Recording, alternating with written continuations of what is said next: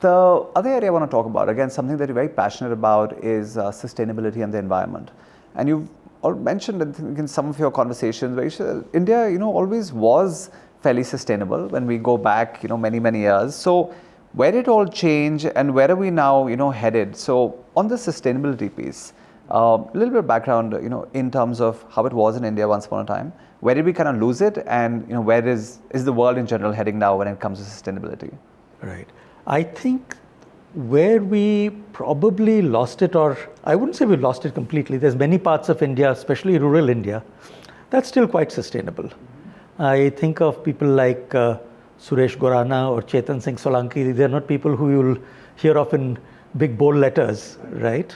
But these are people who live sustainable lifestyles. Chetan Solanki is a professor from IIT Bombay. Last 12 years, he has lived in a converted van, which is fully solar powered. He doesn't iron his clothes because that takes electricity. He's now building a little kind of a educational ashram. So if you look at his Energy Swaraj Foundation website, and you just go take the energy literacy course, it's a 20-minute free course, 12 lectures, it changes your perspective on life, right? So sustainability is fundamentally about two rules.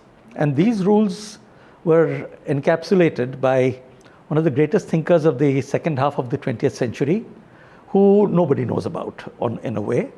He's not a politician, not a sportsman, not a lecturer. He's the librarian in Alexandria in Egypt. He's an emeritus librarian now. His name is Ismail Serageldin. Okay. And he summarized all the knowledge in his library into two rules. The first is the input rule, which I further paraphrase to, thou shalt not take more from the earth than she can give you. And the second is the output rule, thou shalt not dump more on the earth than she can absorb. Quick test during COVID, everything, beaches, forests, mountains, suddenly became more pristine than before. So true. Because human beings are the only species that generate waste that other species cannot use at the pace at which we generate. Right. You leave a forest alone, all these species are generating waste, but where does it go? It gets used. Right? So I think we lost that when we fell into two Western traps.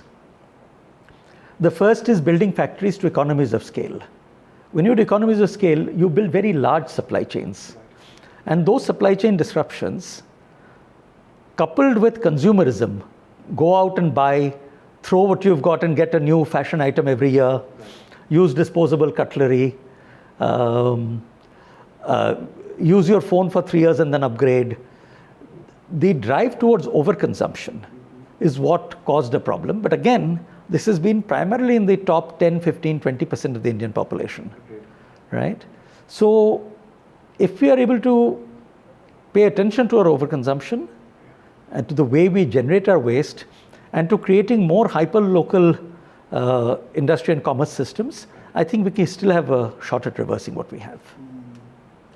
Yeah, and I think it's a subject that you're very passionate about. And you even mentioned that you're working on a board game on sustainability, if I remember. Still keep trying to imagine it, but now there are already a couple in the market. There's a climate change game that just came out. Okay. I'm sure there's always space for more, and yeah, you'll create something interesting there.